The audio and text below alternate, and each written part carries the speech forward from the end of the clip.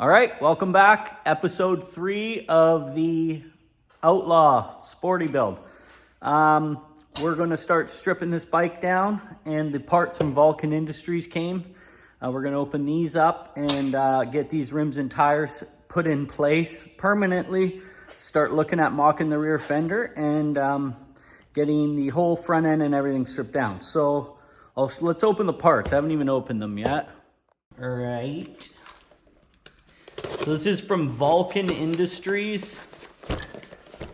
They sell custom-made setups for converting different types of motorcycle rims from one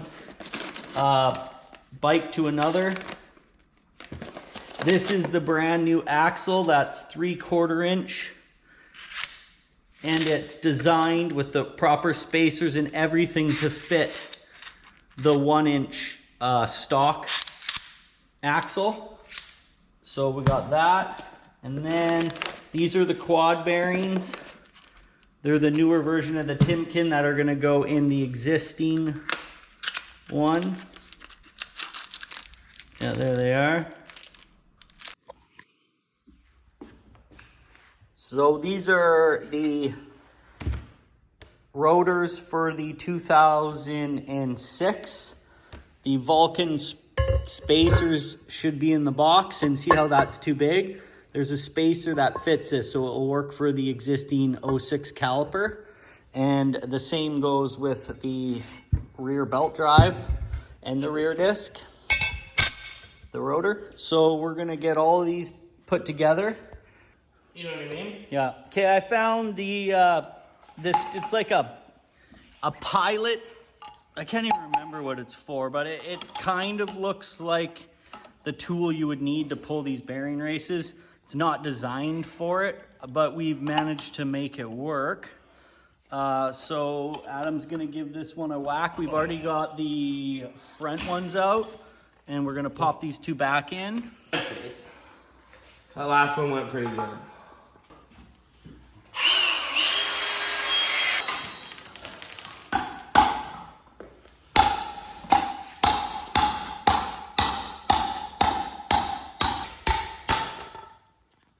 Yeah. First time that time. Good job, man. Okay. I never showed it, but I ordered, but it wasn't going to come till tomorrow. So I went to Canadian Tire. It's like our, what do you guys have? Harbor Freight or whatever. And bought this. It's got a hook on it. When you thread it open, it opens up. You're able to put it in there. And we just whacked the backside to pull the bearing races out. I wouldn't recommend this. If you were in a pinch, it worked, but I definitely wouldn't use this as my go-to. I would order the proper part. However, this was like 20 bucks or something, and it did get the job done. So I'm just gonna finish putting in the bearing dust covers that, even though you don't need them with the concealed bearings, they still come with them. So I'll pop those in, and then I will finish with the rear tire, and then we'll get everything mocked up. Okay, so these are the quad bearings. They're basically 2 concealed bearings per side. I've already put the first one in. Second one's gonna go there. And then that's the sleeve. So we're gonna put 1 bearing in on each side. And this is that new axle that's routed with the 1 inch on this side, 3/4 axle, double bearing on each side. It's gonna fit perfect.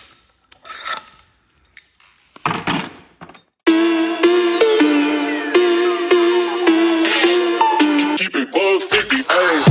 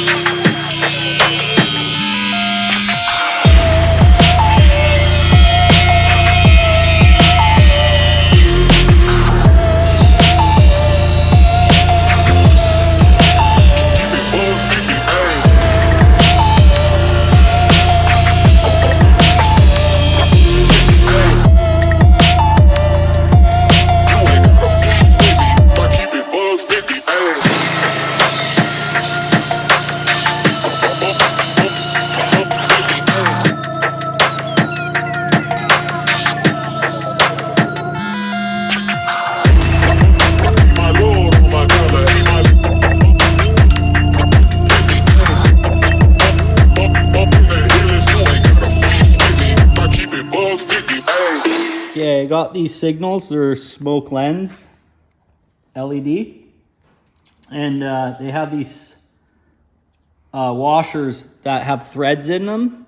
But it actually works out perfect because once I chop the fender, I need a spacer here. So what I've done is taken it all apart. I've drilled holes through the strut and the fender.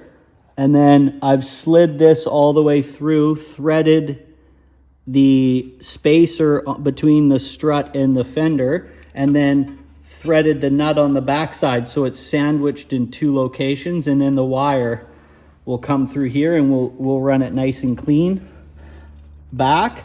So once that's all painted, and then we'll paint obviously the frame, so we're gonna have nice clean signals. And then if you look at the swing arm, it like literally fits perfect.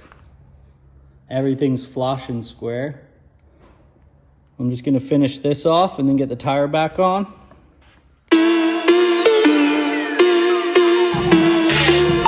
Keep it above 50, hey.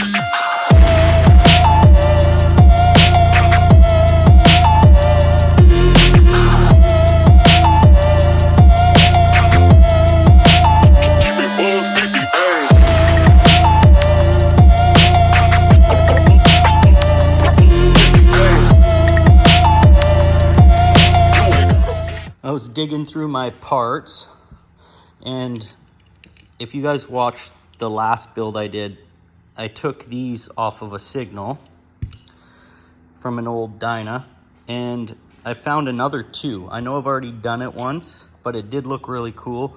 I wanted to try something new, but to be honest, this works out and it looks really sweet. So what I'm gonna do is the same concept, except for this one's taller, which is gonna be more comfortable of a ride. It's gonna sit a little higher. I'll mock it all up. So I'm gonna work on prepping this up, see how it looks. Keep it above 50, hey.